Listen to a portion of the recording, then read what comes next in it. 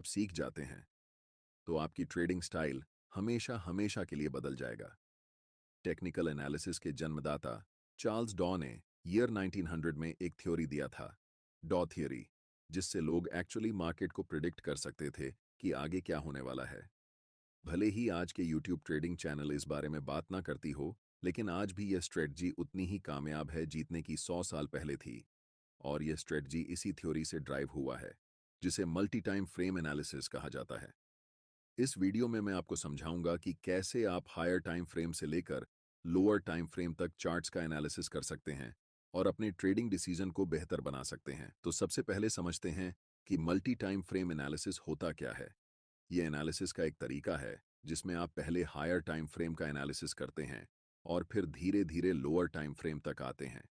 इस प्रोसेस में आपको तीन महत्वपूर्ण टाइम फ्रेम की जरूरत होती है। पहला time frame direction time frame होता है, जिसका उपयोग आप मार्केट की दिशा को समझने के लिए करते हैं। यानी आप देखते हैं कि प्राइस ऊपर जा रहा है, नीचे जा रहा है या साइडवेज मूव कर रहा है, जिससे आपको ओवरऑल ट्रेंड का आइडिया मिलता है। दूसरा time frame behaviour time frame होता है, जो प्राइस के बिहेवियर के बारे में डिटेल में बताता है।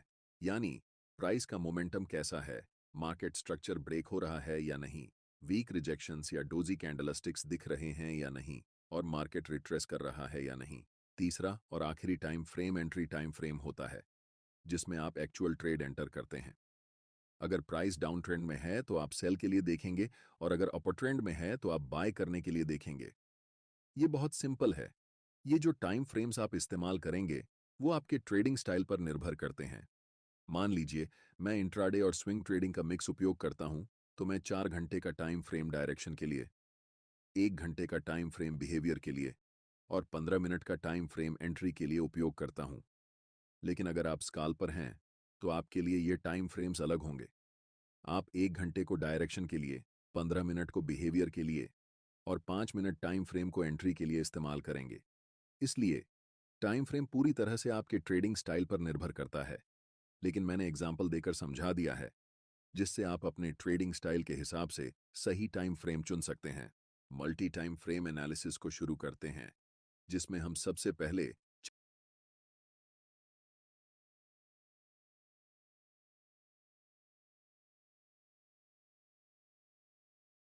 4 घंटे के टाइम फ्रेम को चुनेंगे, ताकि हमें पता चल सके कि मार्केट इस समय किस दिशा में है। 4 घंटे का टाइम फ्रेम चुनने का सबसे बड़ा कारण यह है कि यह हमें मार्केट का पूरा स्ट्रक्चर बता देता है कि अभी मार्केट किस दिशा में है। अगर हम 15 मिनट का चार्ट इस्तेमाल करते तो हमें स्पष्ट दिशा का पता नहीं चलता, क्योंकि प्राइस ऊपर नीचे कर रही होती है। इसलिए दिशा को समझने के लिए हमेशा बड़े टाइम फ्रेम पर जाना बेहतर रहता है। आप में से ज्यादातर लोग इस चार्ट को देखकर कंफ्यूज हो सकते हैं कि यहाँ प्राइस क्या कर रही है और हमें कैसे ट्रेड लेना चाहिए, बाय करना है या सेल करना है, या फिर अभी ट्रेड नहीं करना है। लेकिन यह गलत तरीका है चार्ट्स को देखने का, क्योंकि हम एक इंट्राडे या स्विंग ट्रेडर हैं। हमें बहुत पुराने चार्ट्स को नहीं देखना चाहिए। हमें यह ऑब्जर्व करना है कि हाल के समय में मार्केट की प्राइस कैसे बिहेव कर रही है। अगर हम ऐसा करने लगें तो हमारे चार्ट्स पर बहुत सारे सपोर्ट और रेजिस्टेंस लाइंस बन जाएंगी, जिससे आपका चार्ट बहुत जटिल हो जाएगा और आप ट्रेडिंग डिसीजन नहीं ले पाएंगे। सोचिए, अगर आपके चार्ट्स पर इतनी सारी लाइंस हों तो आप कैसे समझेंगे कि इस समय प्राइस क्या कर रही है। 4 घंटे के टाइम फ्रेम में हमारा चार्ट बिल्कुल स्ट्रॉन्ग अपर ट्रेंड में दिखाई दे रहा है और इस समय प्राइस कंसोलिडेशन कर रही है। इस कंसोलिडेशन जोन का सबसे पहले हम हाई मार्क करेंगे और फिर कंसोलिडेशन जोन का लो मार्क करेंगे। चार्ट्स पर इन दोनों लाइंस को बनाकर हम वेट करेंगे। सबसे पहले हम मार्केट को डिसाइड करने देंगे कि उसे किस दिशा में जाना है। इस समय मार्केट दोनों तरफ जा सकती है, या तो अपना ट्रेंड कंटिन्यू कर सकती है या फिर यहां से रिवर्स डाउन कर सकती है। अगर मैं इस समय लाइव ट्रेड में होता तो मैं पहले 4 घंटे के टाइम फ्रेम में कैंडलस्टिक को इन दोनों लाइंस के बाहर क्लोज होने का इंतजार करता।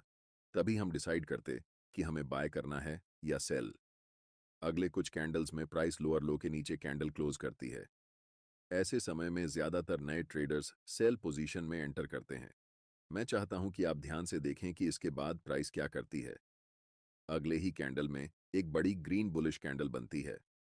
अब जो मैं आपको बताने वाला हूं उसे ध्यान से सुने, क्योंकि ये चीज आपकी ट्रेडिंग स्टाइल को हमेशा के लिए बदल सकती है। मैं आपको एक सीक्रेट टिप दे रहा हूं, बिल्कुल फ्री में। अभी चार्ट्स 4 घंटे के टाइम फ्रेम में हैं और हम देख सकते हैं कि ये एक स्ट्रॉन्ग अप ट्रेंड है। लेकिन जैसे ही हम चार्ट्स को 1 घंटे के टाइम फ्रेम में बदलते हैं, तो हमें दिखता है कि प्राइस धीरे धीरे नीचे की तरफ जा रही है। और जब हम 1 घंटे के टाइम फ्रेम को 15 मिनट के टाइम फ्रेम में बदलते हैं, तब हमें चार्ट्स पर एक स्ट्रॉन्ग डाउन ट्रेंड दिखता है। ये बात आपको कंफ्यूज कर सकती है कि 4 घंटे के टाइम फ्रेम पर प्राइस अप ट्रेंड दिखा रही है, लेकिन 1 घंटे और 15 मिनट के टाइम फ्रेम में प्राइस डाउन ट्रेंड शो कर रही है। ऐसा क्यों हो रहा है, इसे समझिए। फिनो ट्रेडर हो। प्राइस 4 घंटे के टाइम फ्रेम में थी, तो लास्ट कुछ कैंडल्स में प्राइस रिट्रेसमेंट या पुलबैक ले रही थी। इसी पुलबैक को छोटे टाइम फ्रेम में देखने पर यह हमें डाउन ट्रेंड जैसा दिखाई देता है। एक बात हमेशा याद रखें, हायर टाइम फ्रेम हमेशा छोटे टाइम फ्रेम के ट्रेंड से ज्यादा मजबूत होता है।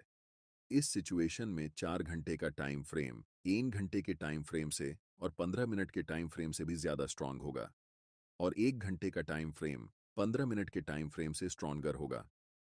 इसीलिए हम ट्रेड भी उसी डायरेक्शन में लेंगे जिसमें बड़े टाइम फ्रेम का ट्रेंड चल रहा हो।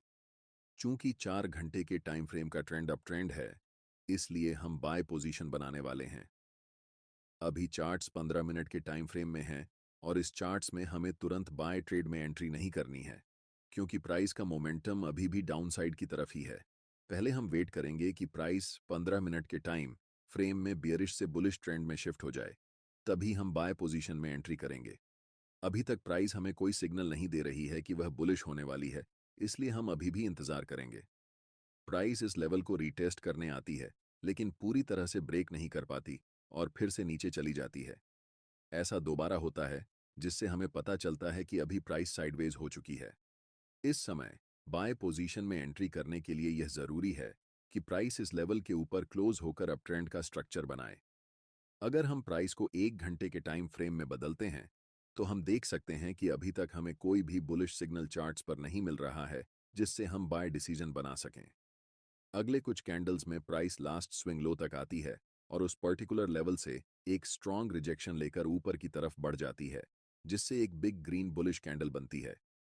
प्राइस ने ट्रेंड लाइन को ब्रेक कर दिया है, लेकिन हमें 1 घंटे के टाइम फ्रेम पर ट्रेड एंट्री नहीं करनी है, इसलिए हम अपने चार्ट्स को 15 मिनट के टाइम फ्रेम में बदल रहे हैं।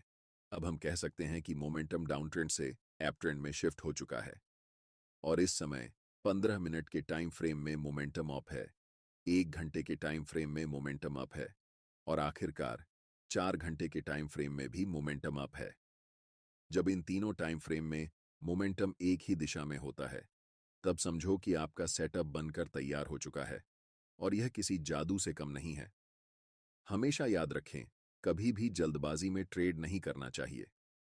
हमें तब तक इंतजार करना चाहिए जब तक तीनों टाइम फ्रेम में प्राइस एक ही दिशा में न हो जाए। अब यहां हम बाय पोजीशन में ट्रेड में एंट्री करते हैं, ठीक इस ज्वाइंट ग्रीन कैंडल की क्लोजिंग पर, जिसमें हमारा स्टॉप लॉस ट्रेंड लाइन के थोड़े नीचे होगा। इस ट्रेड में हमारा टारगेट लेवल 4 घंटे के टाइम फ्रेम का स्विंग हाई होने वाला है, क्योंकि प्राइस ने इसी लेवल से डाउन ट्रेंड की ओर शिफ्ट होना शुरू किया था। इसे आप सप्लाई जोन या रेजिस्टेंस एरिया भी कह सकते हैं। अगर आप टारगेट सेट करने में कंफ्यूज हो रहे हैं, तो मैं आपको एक टिप देता हूं। ट्रेड में एंट्री करने से पहले आपको चार्ट्स के लेफ्ट साइड पर ध्यान देना चाहिए और देखना चाहिए कि स्विंग कौन कौन से लेवल पर हैं। जैसे कि लास्ट टाइम ये एक स्विंग हाई है और इससे पहले ये एक स्विंग हाई है, तो हम इस समय दो टारगेट रख सकते हैं। लेकिन क्योंकि बड़े टाइम फ्रेम में ट्रेंड स्ट्रांग है, इसलिए स्विंग हाई को टारगेट रखना ज्यादा सही रहेगा। और देखो, प्राइस बिना समय बर्बाद किए ऊपर चला गया। अब मैं आपको एक और तरीका बताता हूं कि कैसे इस ट्रेड में एंट्री करनी है। एक जरूरी बात, अगर आप चार्ट्स पर मल्टीपल इंडिकेटर्स का उपयोग करते हैं या एक साथ 4-5 चार्ट्स देखते हैं, तो आपके पास ट्रेडिंग व्यू का प्रीमियम प्लान होना जरूरी होता है। इसका कॉस्ट 12,000 रुपये पर ईयर है।